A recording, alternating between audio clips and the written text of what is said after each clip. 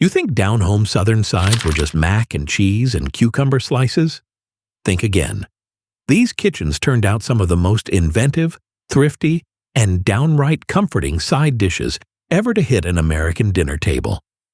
We're talking real recipes served to real families across the South during years marked by tight budgets, rising food costs, and a whole lot of creativity happening in cast-iron skillets. Today, we're digging into 30 forgotten down-home southern sides that once kept families fed, satisfied, and coming back for seconds even when times were tough. Corn pone casserole. Corn pone casserole was the kind of dish that showed up when the pantry looked bare, but somehow still held a can of Del Monte tomatoes and a sack of Dixie Lily cornmeal. Southern families mixed the batter until it was thick enough to plop from the spoon, then poured it into a greased Pyrex that always seemed to have a tiny chip on the rim. A scoop of bacon drippings from the old Hills Brothers coffee can gave the mixture its unmistakable flavor, the kind that lingered in the kitchen long after supper was done. As it baked, the top firmed into a golden crust, while the center stayed soft and warm, almost like a scoopable cornbread. Kids never knew if it was supposed to be a side dish or the main attraction, and adults weren't about to explain anything that tasted this comforting. It stretched the meat on nights when payday felt a little too far away. Families served it beside fried pork chops, baked beans, or whatever else happened to be on the stove. When it came out of the oven, the edges hissed softly, reminding everyone that something hearty was ready. The dish didn't try to impress anyone. It simply showed up and did its job. You'd see it at potlucks, usually on a folding table near a Jell-O mold that wiggled every time someone walked by. Folks scooped it generously, then quietly went back for more because it tasted like the kind of thrift that carried families through lean seasons. Even now, remembering it feels like opening a kitchen window into another time, one where simple ingredients could still feel generous. Buttered rutabagas. Rutabagas were the quiet underdog of the southern table, sitting in the produce bin looking more like a science project than a vegetable. They came home wrapped in waxy paper from Piggly Wiggly, leaving a faint, earthy scent that made the whole car smell like a root cellar. Once peeled and chopped, they simmered in salted water until soft enough to mash with a wooden spoon that had survived 3 generations. A big spoonful of buttery spread melted into the pot, coating the pieces in a warm glow that made them look far friendlier than they tasted to kids. Adults claimed they were good for growing, though no child ever asked what exactly they were supposed to grow into. Blended just right, they became a silky side that paired beautifully with meatloaf or baked chicken. Old cookbooks suggested adding a dash of vinegar to brighten the flavor, a trick handed down like family folklore. The finished dish always looked cheerful in a glass bowl, its sunny color promising something mild and welcoming. Kids poked it first, then tasted cautiously, and eventually accepted it as part of the dinner rotation. Families leaned on rutabagas in winter because they lasted forever in a cool pantry. When times were tight, this simple side kept appearing like a dependable old friend. Its quiet presence on southern tables was proof that humble vegetables could carry more weight than anyone realized. Today, it has all but vanished. But for those who remember, one taste brings back whole evenings spent around a small, steamy kitchen. Scalloped cabbage with cracker crumbs. This dish lived in the pages of community cookbooks, right next to ads for Avon perfumes and Jewel tea catalogs. Southern cooks boiled cabbage until tender, then folded it into a creamy mixture made with carnation evaporated milk, a spoonful of flour, and black pepper shaken from a Watkins tin.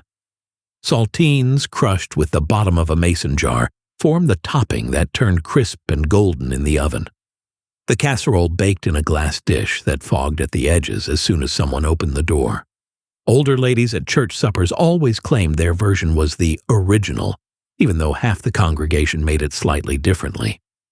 By the time it reached the table, the crumbs formed a warm, toasty lid, hiding a soft, velvety center. Kids approached it cautiously, wondering how cabbage had become something that looked almost fancy. One taste usually convinced them it wasn't so bad after all. The dish felt like a small act of kitchen wizardry, transforming a humble vegetable into something almost indulgent. Families served it with pork roast, baked ham, or whatever had been cooking since lunchtime. Even the leftovers reheated beautifully in the old avocado green microwave. Scalloped cabbage faded over the years as new recipes crowded out the old ones. Yet its memory lingers for anyone who ever scraped the last creamy spoonful from the pan. Okra and rice pilau. Okra and rice pilau wasn't flashy, but it had a way of filling a kitchen with the kind of warmth that settled everyone down after a long day. The okra browned gently in a skillet with a spoonful of bacon drippings lifted from the family's tin can of saved grease. Once it softened, long-grain rice and chopped onions joined in, followed by broth made from bouillon cubes that had waited patiently in the cupboard.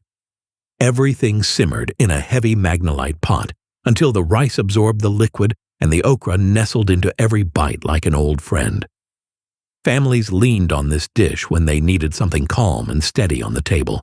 It had faint coastal roots, echoing kitchens along the low country where rice was treated with deep respect. Kids sometimes side-eyed the okra, but the rice helped them forget whatever they were nervous about. The pilau made a perfect partner to baked chicken or fried fish, rounding out the plate with quiet assurance. It tasted like evenings when the porch light buzzed and someone's homework sat unfinished on the table. Every spoonful carried a little bit of the day away. As quicker meals gained popularity, pilau faded from the nightly rotation. But for those who remember, just thinking about it brings back the comfort of a kitchen that never rushed. Tomato pudding. Tomato pudding was the ultimate curveball side dish, confusing newcomers and comforting anyone who grew up with it. It mixed canned tomatoes with sugar, a pat of soft spread, and cubes of day-old bread that soaked up the juices like tiny sponges.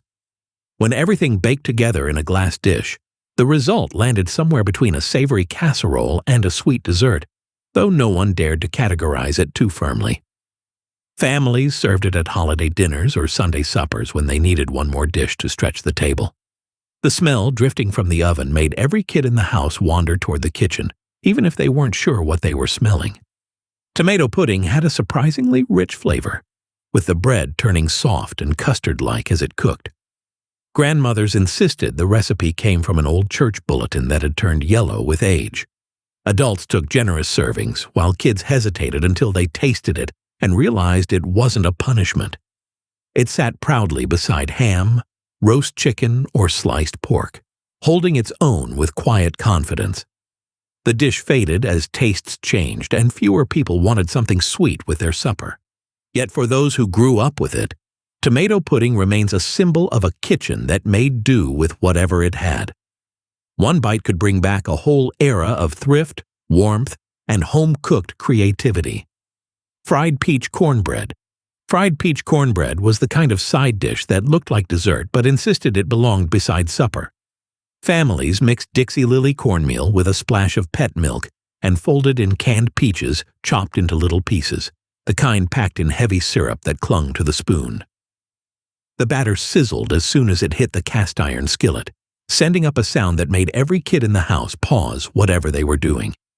Each slice turned crisp at the edges while staying soft in the middle, carrying just enough sweetness to feel like a treat without crossing any lines. Older Southerners remembered this dish from summers when peach season was long gone and canned fruit had to step in. A pat of soft spread melted into each wedge, dripping slowly down the sides like something out of an old Southern living magazine. The smell alone, well, we won't say it, but let's just note it had a magnetic pull that summoned the whole family to the table. Fried peach cornbread paired beautifully with pork chops, baked chicken, or even a pot of beans that had simmered since lunch. Kids loved it because it tasted like the rebellious cousin of regular cornbread. It vanished from tables once store-bought biscuits became the weeknight habit. But for anyone who remembers it, one bite can stir up memories of a kitchen buzzing with evening chatter and a skillet that never left the stovetop for long, stewed yellow squash and onions. This was the side dish that made every Southern kitchen feel like July, no matter what month it actually was. Yellow squash and onions simmered together until everything softened into a silky mix that looked nothing like the crisp vegetables pictured in fancy cookbooks. Families cooked it in a deep skillet with a spoonful of saved bacon drippings taken from the old tin can that lived permanently beside the stove. A pinch of salt, a shake of black pepper, and a handful of crushed crackers gave it a texture that felt somewhere between a stew and a memory. Older relatives swore this was the only proper way to eat squash, claiming anything firmer was unfinished business. Kids often approached it skeptically, wondering why the vegetables looked so sleepy. But one bite usually revealed a comforting, familiar flavor that felt like supper at Grandma's kitchen table. This dish appeared at reunions, church homecomings, and summer dinners when the garden overflowed.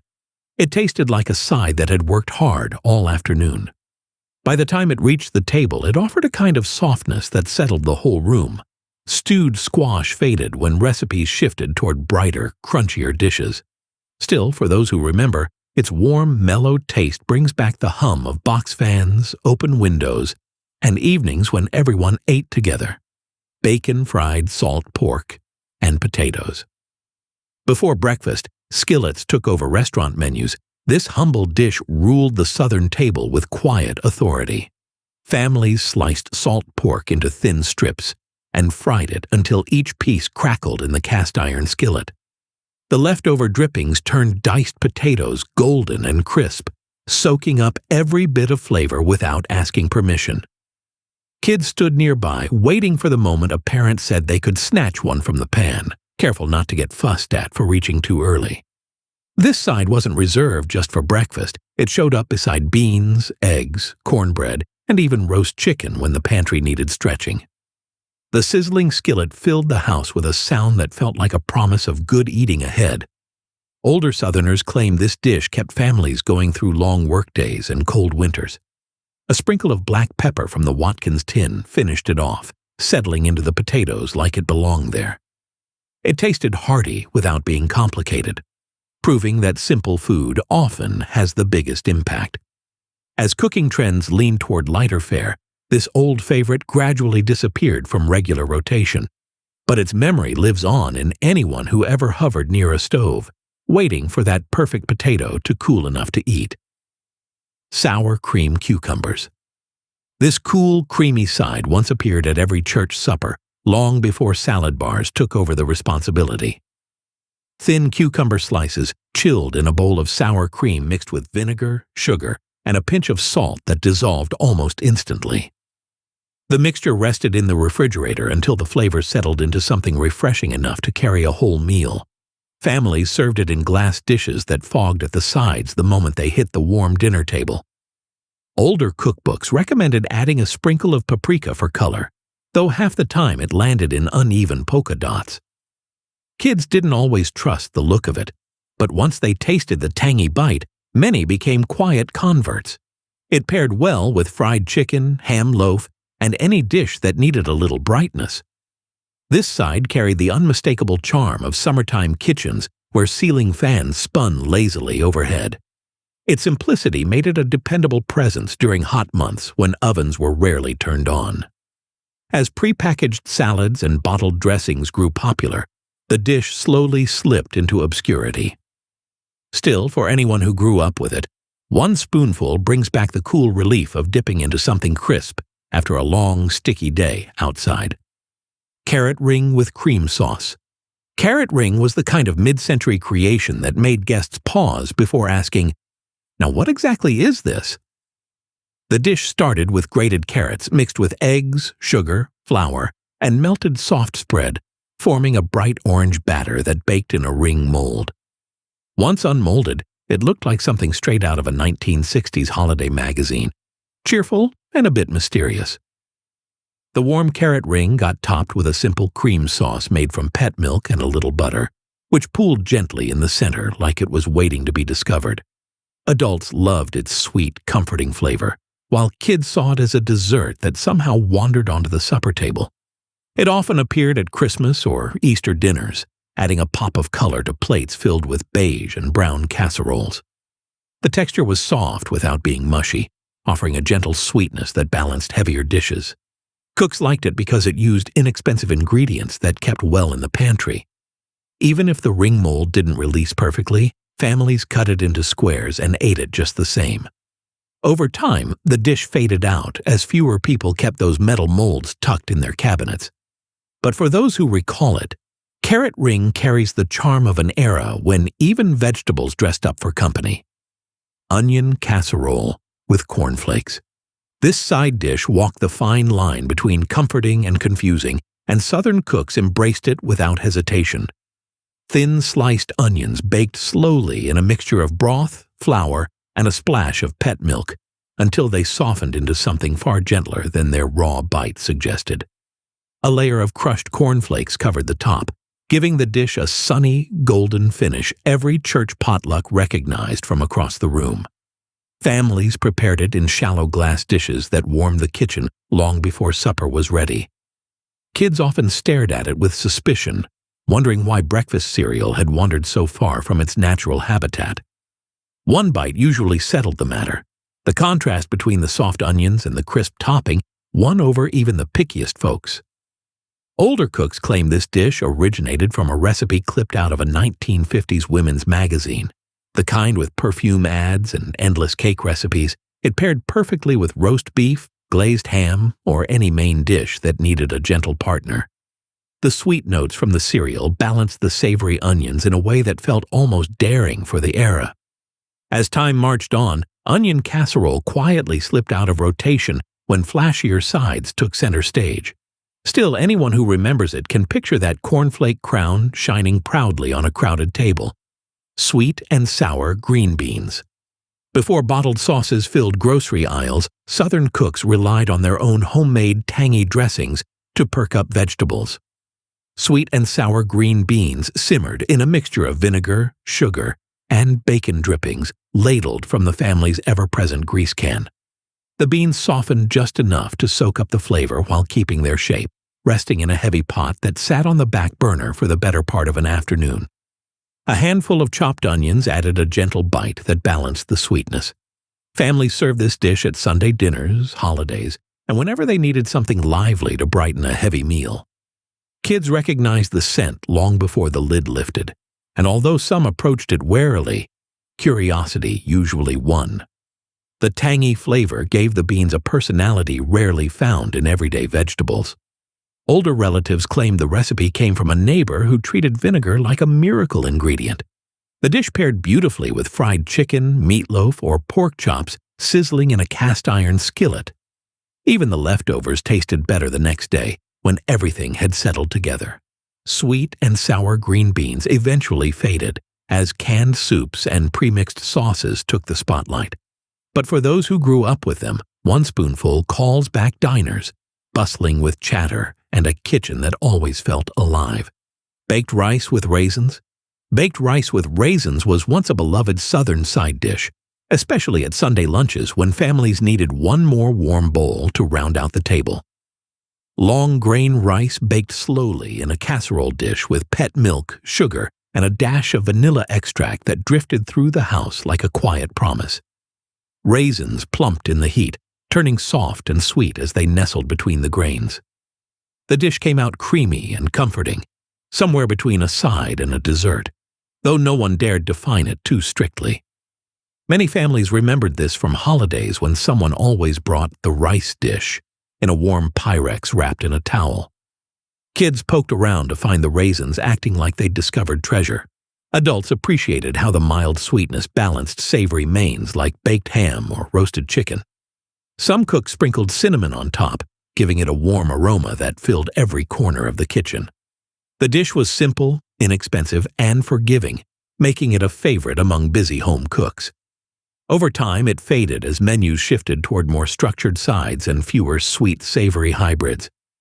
But anyone who tasted it as a child remembers how gentle and welcoming it felt, like a hug served in a bowl. Brown, sugar-glazed turnips. Turnips rarely earned a starring role, but this brown sugar-glazed version gave them their moment in the spotlight. Peeled and chopped turnips simmered until tender, then got coated in a glossy mixture of brown sugar, soft spread, and a splash of water that thickened into a syrupy glaze. As the pan bubbled, the turnips slowly transformed from sharp and earthy to mellow and sweet. Families served them beside pork chops, meatloaf, or roast chicken, adding a bright pop of color to plates filled with traditional sides. Kids approached them with caution, suspicious of anything unfamiliar and shiny. One try often revealed a flavor far friendlier than expected. Older cooks remembered using this recipe during winter when fresh vegetables were scarce and root crops became the backbone of supper. The glaze clung to each piece, making the dish look polished enough for company. The flavor lingered pleasantly, softening the sharper edges of the turnip's natural bite. Over time, simpler vegetable preparations pushed this side into the sidelines. Yet those who recall it can still picture the way the glaze shimmered in the serving bowl under the warm kitchen lights. Creamed pearl onions. Creamed pearl onions were once a holiday staple, especially on tables set with the good china that only came out twice a year. Cooks boiled the tiny onions until tender, then folded them into a velvety sauce made with flour, broth, and a splash of pet milk. Each onion glistened as it sank into the smooth mixture, creating a dish that felt both elegant and comforting. Families served it at Christmas, Thanksgiving, or any meal where they wanted something traditional and timeless. Kids usually eyed the onions suspiciously at first, wondering how something so small could carry so much attention. But once they tasted the mild sweetness wrapped in creamy sauce, many became quiet fans. This dish paired beautifully with roasted turkey, baked ham, or pot roast, simmered all afternoon. The onions softened to the point where they practically melted on the tongue. Older recipes sometimes called for a sprinkle of nutmeg, giving the sauce a warm note that felt right at home in winter kitchens. Over time, creamed onions gave way to quicker, less finicky sides. Still, anyone who ate them in their childhood remembers how luxurious they felt on a plate filled with holiday favorites. Buttermilk spoonbread. Buttermilk spoonbread was the soft-spoken cousin of cornbread, the one everyone forgot about until a holiday rolled around.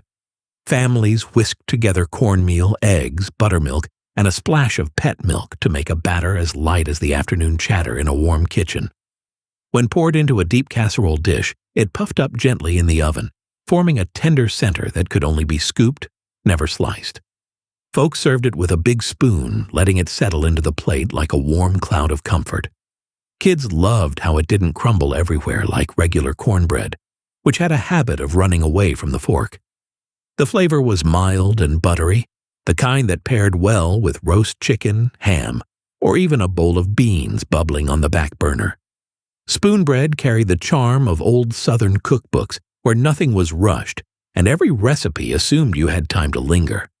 The top formed a soft golden crust that never cracked, just bowed politely to the spoon. Families used this dish to stretch a meal on evenings when unexpected guests arrived. It disappeared slowly over the years as boxed mixes took up shelf space. Yet for anyone who remembers it, spoonbread still tastes like warmth, patience, and a kitchen that never hurried anyone out the door. Sweet potato pudding with lemon extract. This dish was once the crown jewel of Southern fall suppers, though it rarely appears anymore outside of vintage recipe cards faded by time. Sweet potatoes were mashed until velvety, then blended with sugar, eggs, and a few drops of lemon extract that brightened everything like a cheerful surprise. The mixture baked until it set into a soft, custard-like pudding that wobbled slightly when the pan left the oven. Families served it in generous spoonfuls beside roasted meats or holiday ham. The lemon added a lift that kept the sweetness from feeling heavy. Kids often thought it was dessert sneaking into the supper lineup, and many didn't complain. This dish carried the flavor of autumn evenings when the air grew crisp and ovens worked overtime. The pudding glowed with a warm orange color that looked rich against a plain white plate. Some cooks added a sprinkle of nutmeg on top, though others insisted it should remain simple. It held up beautifully on buffet tables at church gatherings where everyone brought a covered dish. Over decades, more modern recipes overshadowed this humble side. Still, those who remember the gentle tang of lemon mingling with sweet potatoes hold it dear, like a quiet whisper from a season long gone. Pineapple cheese rice. Pineapple cheese rice was the quirky side dish every mid-century potluck secretly depended on. Families mixed warm white rice with shredded cheddar, crushed pineapple, and a spoonful of sugar that melted into the mixture like it belonged there. The casserole baked into a creamy, golden dish with a fragrance that made half the kitchen pause and say, "Now what is that?" Kids approached it with wide-eyed confusion, but curiosity usually won after the first bite. The sweetness of the pineapple mingled with the cheese in a surprisingly pleasant way, balancing savory and sweet like a culinary dare that paid off. This dish appeared frequently at Easter lunches and Sunday buffets, sitting between the ham and the assortment of molded salads. Its cheerful yellow color made it look festive even on cloudy days. Families loved it because it stretched inexpensive ingredients into something memorable. The texture landed somewhere between a pudding and a casserole, soft enough for a spoon but sturdy enough to hold its own. Over time, tastes shifted and fewer people reached for pineapple in their side dishes. Yet anyone who remembers it can still picture that bubbling casserole coming out of the oven, warm and inviting, ready to surprise anyone brave enough to try it. Baked buttered grits. This dish existed long before cheese grits took over the spotlight. Families stirred up a pot of plain stone-ground grits until they reached a thick, smooth consistency, then folded in eggs and a little soft spread to give the mixture richness. Poured into a casserole dish, the grits baked into a firm custard-like side that held gentle waves across the top. It was a quiet, humble dish that didn't need attention to earn admiration. Kids often mistook it for mashed potatoes until their first bite corrected the assumption. The flavor was mellow and warm, perfect alongside fried fish, baked chicken, or ham steaks browning in a skillet. This baked version made regular appearances at weekend breakfasts when everyone lingered around the table longer than usual. The dish had a way of filling the kitchen with slow, steady comfort. It reheated beautifully, making it a favorite for families trying to stretch meals through busy weeks. Over time, seasoned variations crowded out this simpler version. Still, those who remember its soft texture and gentle flavor think back to mornings when the house felt peaceful and the day unrushed. Green tomato casserole. Long before fried green tomatoes became the Southern celebrity they are today, this casserole quietly filled weeknight tables. Sliced green tomatoes layered with onions, sugar, and breadcrumbs, baked until everything softened into a savory sweet mosaic. The tomatoes released just enough juice to mingle with the crumbs, forming a tender base that scooped easily onto a plate. Families often used this recipe late in the season when frost threatened the garden and every green tomato had to be saved. Kids viewed it with mild confusion, unsure why tomatoes were showing up before turning red. But most came around after the first bite. The flavor was mellow, slightly tangy, and surprisingly comforting. Some cooks added a splash of vinegar to brighten it, while others preferred the natural tartness to shine. The casserole held its place beside pork chops, roast chicken, or pan-fried cube steak. Its golden crust formed from crumbs toasted in a few drops of bacon drippings. Over time, this dish slipped into the shadows as frying became the preferred method for green tomatoes. But for anyone who grew up with this casserole, the memory feels like a warm farewell to the garden season, served in a bubbling dish straight from the oven. Celery seed slaw. Celery seed slaw was once the star of every picnic table, long before bottled dressings and pre-shredded mixes took over. Cabbage was shredded by hand with a box grater that perpetually threatened scraped knuckles. The dressing came together with vinegar, sugar, and a pinch of celery seed that added a surprising punch. Families mixed it in huge metal bowls that clanged every time a spoon hit the side. The slaw chilled in the fridge for hours, allowing the flavors to mingle until everything tasted bright and tangy. Kids often made faces at the tiny seeds floating around, convinced they were eating something exotic. But one bite usually changed their tune as the crisp cabbage and lively dressing delivered a refreshing crunch. This dish paired perfectly with fried chicken, barbecue, or ham loaf warming in the oven. It traveled well, which made it a favorite for church picnics and family reunions at county parks. Older cooks insisted their version was the real one, though no two bowls ever tasted the same. The celery seed gave the slaw a gentle spice that stayed on the tongue a moment longer than expected. Eventually, quicker recipes overshadowed this classic. Yet for those who remember it, celery seed slaw brings back warm afternoons on gingham tablecloths and the soft buzz of conversation drifting through the air. Fried cabbage with fatback. Fried cabbage with fatback was the kind of side dish that could turn a simple meal into something memorable. Thick slices of fatback hit the cast-iron skillet first, sizzling until they crisped and released enough drippings to flavor the cabbage. Thin strips of cabbage wilted slowly, softening into a savory tangle that soaked up every bit of richness. The edges browned slightly, giving the dish a hint of smoky depth. Kids claimed the popping sounds from the skillet were the best part, especially when adults warned them not to get too close. A sprinkle of black pepper from the trusty Watkins tin finished it off just right. Families served this side with anything from pork chops to pintos simmering since the morning. It filled the kitchen with a scent that hinted something hearty was coming to the table. Fried cabbage was inexpensive, dependable, and satisfying, making it a staple during lean months.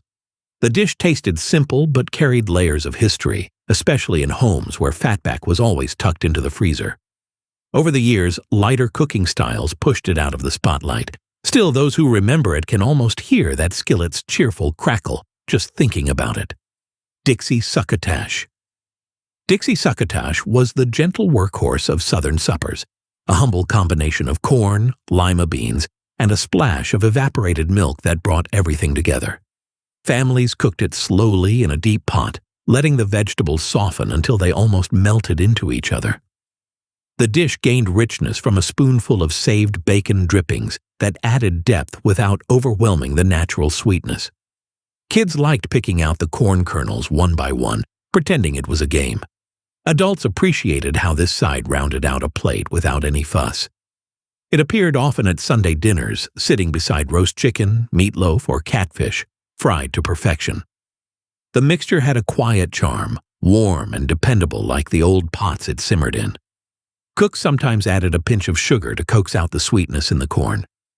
The result was a mellow, creamy side that comforted without calling attention to itself. Over time, more elaborate vegetable sides elbowed it aside. But for those who remember, Dixie succotash tastes like gentle evenings spent around the table, the kind where the conversation lingered long after the plates were cleared. Potato puff bake. Potato puff bake was the kind of side dish that made cooks feel like magicians. Mashed potatoes were whipped until smooth, then folded with stiffly beaten egg whites that turned the mixture into a cloud-like batter. Poured into a casserole dish, it rose gently in the oven, forming a tender golden top that cracked just slightly when tapped with a spoon. Families marveled at how light and airy it felt compared to everyday mashed potatoes. Kids often waited near the oven window, watching it rise like something enchanted. The flavor remained familiar, but the texture added a touch of elegance to even the simplest meal. This dish made frequent appearances at holiday tables when cooks wanted something special without spending extra. It paired perfectly with roasted meats or chicken baked with herbs from tiny tins found in every kitchen drawer. The puff deflated slowly as it cooled, settling into a soft, comforting layer that spooned easily onto plates. Over time, its delicate preparation made it less popular than sturdier casseroles. Yet anyone who remembers it recalls the excitement of seeing potatoes transformed into something almost whimsical. Riced potatoes with brown butter. This dish took mashed potatoes to a whole new level, long before kitchen gadgets crowded cabinets. Families pushed boiled potatoes through a metal riker, creating fluffy strands that piled into the bowl like soft snowdrifts. Brown butter, made by patiently melting butter until it deepened into a nutty, golden liquid, poured over the top and gave each bite a warm, rich flavor. The aroma filled the kitchen, hinting at something special even before the first spoonful. Kids loved the unique texture, which felt fancier than anything they were used to.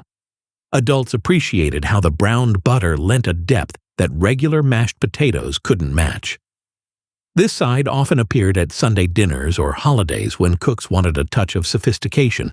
It paired beautifully with roast beef, turkey, or chicken baked with rosemary from little spice tins. The ricer brought out an airy quality that made the dish feel indulgent without being heavy. Over the years, the process fell out of favor as instant potatoes and electric mixers grew popular. Still, those who remember this side can almost taste the warm, nutty flavor that made it unforgettable. Old-fashioned pickled beets and eggs. Pickled beets and eggs were once the unofficial mascot of every Southern refrigerator, glowing like a neon sign in a gallon-sized mason jar. Hard-boiled eggs soaked in a mixture of beet juice, vinegar, sugar, and spices until they turned the kind of purple that made kids stop and stare. Adults claimed they tasted best after a few days when the brine had worked its magic all the way through. Families often brought them to church picnics, packed in jars wrapped with dish towels to keep them from rolling around in the back seat. The first slice on the plate always revealed that bright ombre center, a sight both startling and strangely beautiful. Some kids refused to try them on appearance alone, while others couldn't resist the tangy bite. They paired well with ham, cold fried chicken, or sandwiches made from leftovers that deserved a little spark. Older relatives considered them a thrifty side, since both eggs and beets were inexpensive and lasted well in the fridge. Their flavor was bold without being overwhelming, a mix of sweet and tart that lingered pleasantly. As trends shifted, fewer tables featured jars of jewel-colored eggs. Yet for those who grew up with them, just seeing that purple glow brings back memories of potlucks, picnic blankets, and ice chests filled with simple comforts. Corn oysters. Corn oysters got their name not because they tasted anything like oysters, but because their shape vaguely resembled the shellfish. And Southern cooks have never shied away from creative naming. The batter combined fresh or canned corn, flour, eggs, and a pinch of baking powder until it reached a spoonable consistency. Dropped into a cast-iron skillet with hot drippings, each fritter puffed up and browned at the edges. Kids gathered around, waiting for the first one to cool enough to grab. The fritters were crisp on the outside and soft in the center, with bursts of sweet corn in every bite. They made a fine companion for fried fish, sliced ham, or a big pot of beans simmering all afternoon. Families often served them as a way to stretch a single can of corn across a whole meal. The patties cooked quickly, which made them perfect for busy weeknights. Their golden color and irregular shapes gave them a homemade charm that store-bought sides never matched. Over time, more modern corn dishes overshadowed this humble favorite. Still, anyone who remembers corn oysters can recall that first warm bite and the feeling that simple ingredients treated right could taste downright special. Baked macaroni and tomatoes. Baked macaroni and tomatoes was once the budget-friendly hero of Southern kitchens, appearing on tables long before boxed macaroni became the default. Families cooked elbow macaroni until tender, then folded it into a mixture of stewed tomatoes, sugar, salt, and a splash of pet milk to bring everything together. The casserole baked until the edges bubbled and the top darkened slightly in the heat. Kids never knew whether to classify it as pasta, vegetable, or something entirely its own. Adults loved how filling and dependable it was, making it a steady part of weeknight suppers. The tomatoes coated the macaroni in a tangy, comforting sauce that clung to each piece. Some cooks topped it with crushed crackers for extra texture, while others insisted the dish needed no embellishment. It paired well with pork chops, fried chicken, or any quick skillet meal. The recipe passed down through generations, often scribbled on the back of an envelope tucked between cookbooks. As richer pasta dishes became popular, this humble classic faded quietly. Yet for those who remember it, baked macaroni and tomatoes still holds the flavor of home, thrift, and a time when simple meals brought people together. Cottage cheese and pineapple salad. This cheerful little salad showed up at every potluck, perched proudly among the gelatin molds and three-bean salads. Cottage cheese spooned into small mounds served as a base for crushed pineapple or tidy rings placed on top, creating a combination that confused newcomers but delighted regulars. A sprinkle of paprika gave it a festive look, even if the spice contributed nothing more than decoration. Served on leaf lettuce or in small glass dishes, it added brightness to plates filled with heavier fare. Kids often approached it as dessert, only to discover its quirky mix of creamy, tangy, and sweet flavors. Adults enjoyed how light it felt beside casseroles that could sink a fork in one plunge. This salad required no cooking, which made it a favorite last-minute addition to church suppers. Cooks kept cottage cheese on hand because it stayed fresh longer than most dairy, and pineapple lived in the pantry waiting for its moment. Over the years, changing tastes nudged this dish into retirement. Still, anyone who grew up with it remembers its sunny presence on buffet lines and the way it quietly stole the spotlight without trying. Skillet Salsify, the oyster plant. Salsify, affectionately known as the oyster plant, was once a familiar guest in old southern gardens, though most modern cooks wouldn't recognize it if it waved. The long, pale roots were scrubbed, peeled, and sliced before being parboiled until tender. Then they went into a cast-iron skillet with a spoonful of saved drippings, browning softly along the edges. The flavor held a mild earthiness with a hint of something reminiscent of shellfish, which sparked plenty of childhood debates. Kids often squinted at their plates, wondering what exactly they were eating. Older relatives claimed salsify was a staple during lean winters when root vegetables carried families through cold months. The dish paired nicely with baked chicken, roast pork, or fish pulled from local rivers. Its soft texture made it a gentle counterpoint to crisp or savory mains. Preparing it took time, patience, and a willingness to handle a vegetable that didn't flatter itself. As supermarkets phased it out, salsify drifted into near extinction from everyday Southern meals. But for those who remember, its subtle flavor and rustic charm bring back memories of gardens tended by hand and kitchens where every harvest found a place at the table. There's something comforting about remembering these dishes, the ones that never made it into glossy cookbooks but lived long, busy lives on weeknight tables. They showed up because somebody's pantry needed stretching, or the garden needed clearing, or there was a church supper on Sunday, and you had exactly 1 hour to pull something together.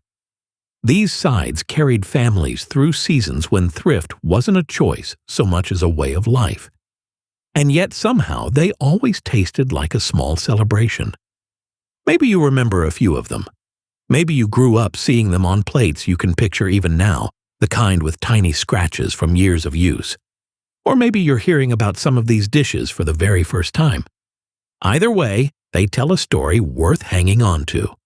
A story about cooks who didn't need much more than a good skillet, a handful of pantry staples, and the determination to make supper happen. If this walk down the old Southern table brought back memories, I'm glad you came along. And if it reminded you of someone who cooked with patience and heart, then that's the best part of all. Thanks for sharing a little time in the kitchen with me today. I'll see you in the next video.